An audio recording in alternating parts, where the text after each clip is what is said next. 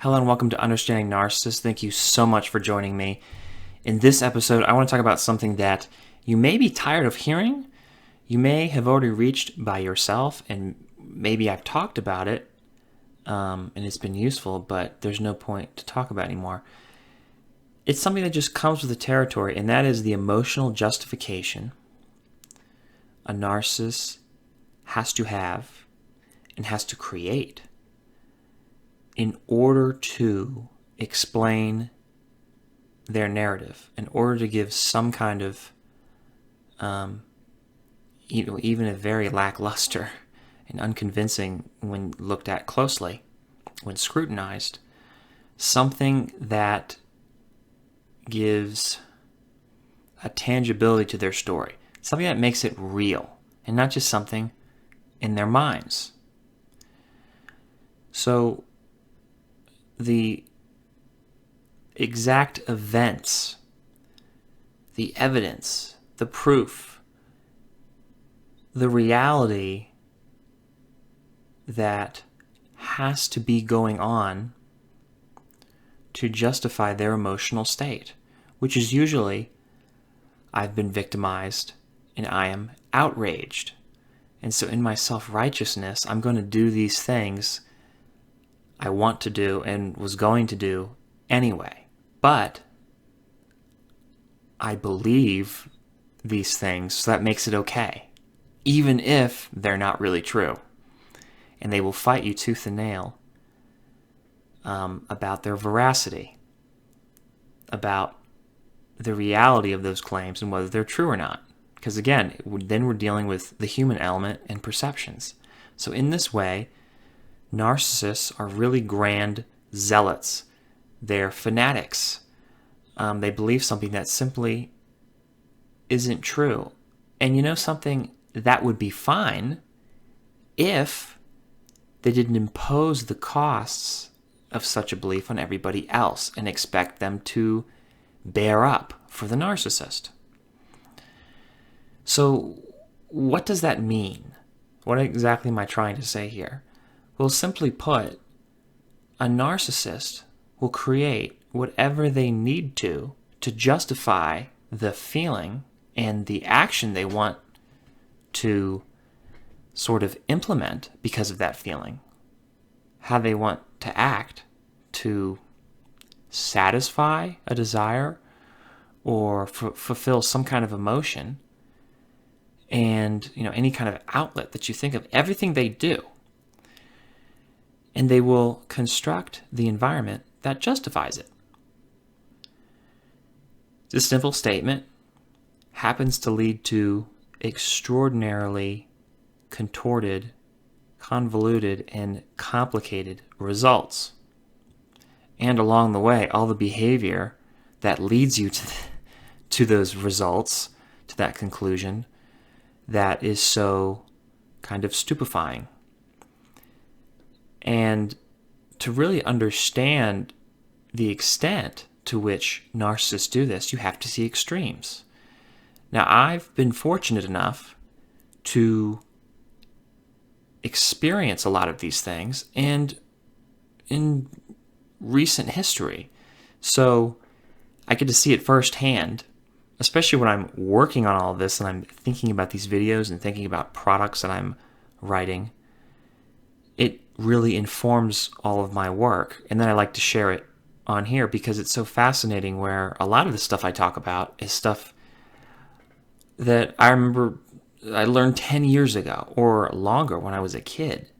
But then other things, I get to come up with new ideas, or really experience new ideas, new concepts from observations, and it's a different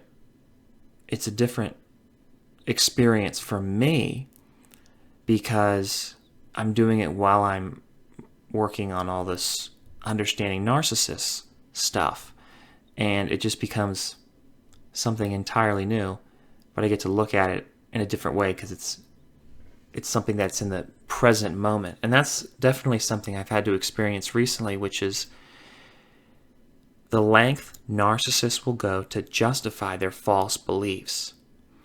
They recognize that they're beliefs live in perception and what people see, what people can tell is going on. So because it has to do with our minds, ultimately it's their minds, but if they can get us to believe it, then it's true. They have many avenues for justifying it because there's so much hearsay. I mean, how much proof do you really have in a narcissist about how bad they are? Not so much, right? Certainly not physical evidence. I mean, when you do get physical evidence, it's some impropriety, it's something they've committed, something bad. It may not even be a crime, but it's really damning. Personally, it writes them off as somebody you can trust and confide in anything. So, that being the case, how difficult it is to really nail them on it. Personally, you can do it, but convincing a crowd, even people in the immediate family, it becomes a very difficult thing. They're slippery.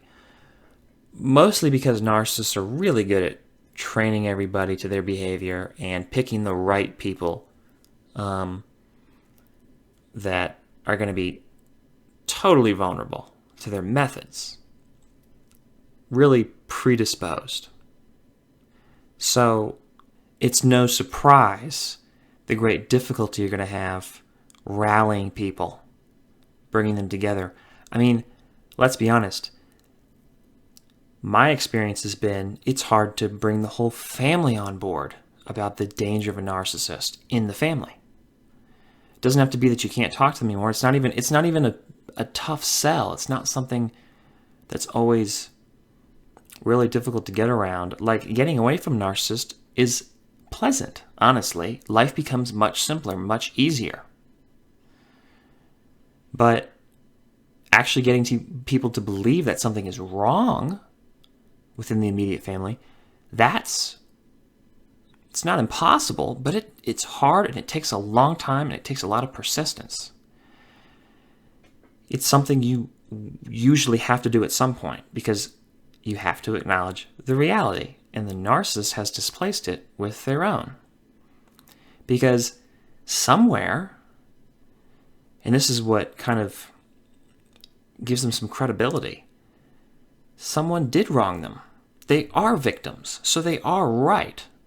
That's why they're such great zealots about the content they're distributing. They do believe it to a large extent because it is actually true. It's not true in the current circumstance. It's not true in context.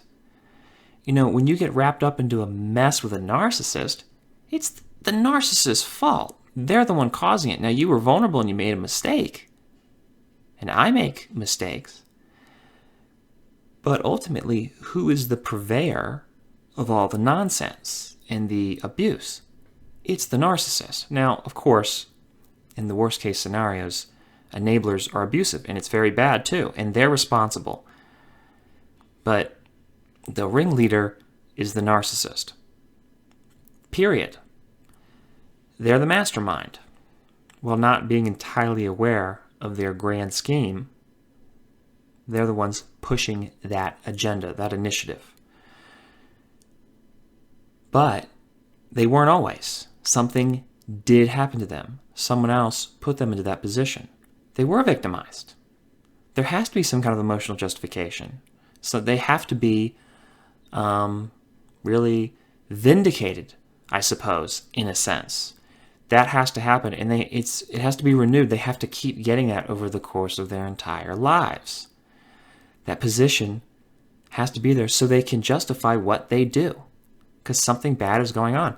You know, one of the first things you encounter with narcissists that indicates this is the case is that if you really look at them, they believe everybody is bad. They believe everybody's a liar. If they lie, they do something, they actually truly believe that somewhere everybody's like that. Everybody has the veneer. Everybody has the facade. It's not actually true, as it turns out. You won't be able to convince the narcissist of that, though. Not in 1,000 years. It's just not going to happen. So, the ongoing narrative and story has a lot of parts to it.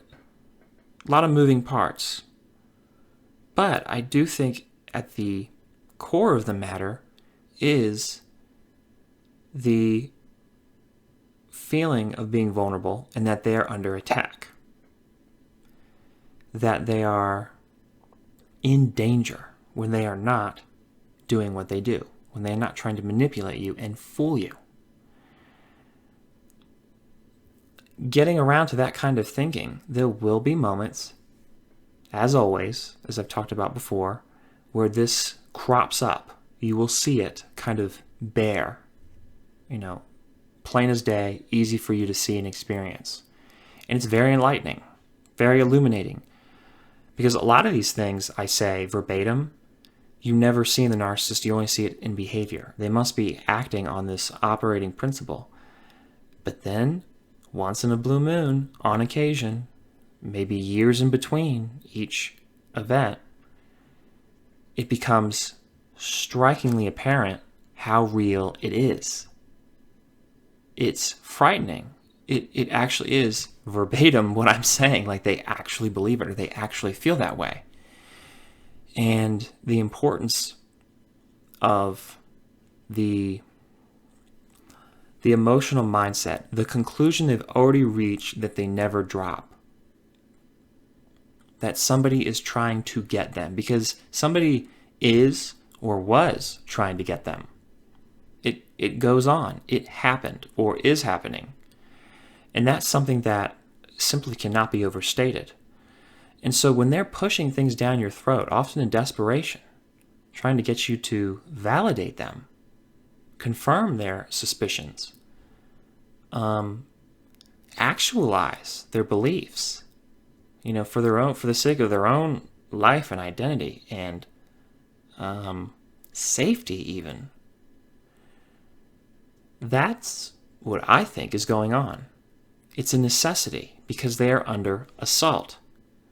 Something is terribly wrong. They've suffered this abuse, and the only way to continue doing what they've done, to adapt, and what's worked for them their whole lives, they've got to take that with them, all that baggage, and so therefore, you have to have wronged them in some way. You have to be doing something working against their interests and what they want, and really their natural-born human rights. Often that comes into play. You've done these horrible things to really put them out and maybe try to put them down, to hurt them or kill them. Now, you're going to run into some conflicts there because obviously that's not the case. The narcissist never exactly leaves, do they? They stick around forever. So, to what extent they believe it, it's more like you're just a bad parent and you're supposed to take care of them and they're going to shame you into doing it. That's really kind of the relationship. And they have a point because they see themselves as a child. And so, from their point of view, it is relevant. And of course, it actually makes no sense whatsoever. You have no responsibility towards them to being their parent. But that is what they expect of you. And I think that's the narrative they're trying to push and justify all the same. So thank you so much for watching. I hope you liked this video. Like it if you do. Share with somebody you think might benefit from it and also like it. Share your experiences in the comment section below about really anything. I mean, feel free because this is a broad topic, but the lengths narcissists will go to get you to believe and accept this line of thinking, this thing they're trying to push and make you believe. So subscribe to the channel if you haven't already. Thank you so much for watching, and I will see you in the next episode. Have a great day. Bye.